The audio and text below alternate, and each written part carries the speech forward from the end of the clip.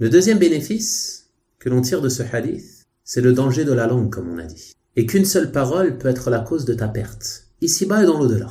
Une seule parole. Alors que dire de celui qui ne cesse de prononcer des paroles à longueur de journée, qui sont des paroles pour lesquelles il encourt la colère d'Allah subhanahu wa ta'ala.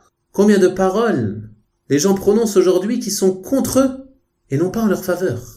Avant de parler, pose-toi la question, est-ce que ce que je vais dire est en ma faveur ou non? Est-ce que ceci m'est profitable? Est-ce que de cette parole, je vais tirer un bien auprès d'Allah subhanahu wa ta'ala ou alors, ne serait-ce qu'un bien mondain?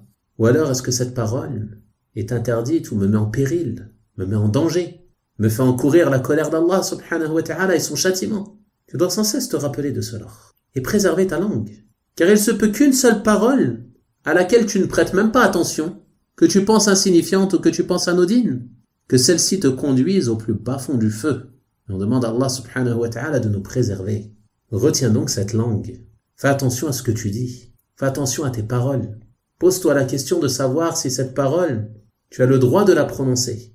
Si elle est nécessaire à prononcer. Si elle est profitable pour toi ou profitable pour les gens.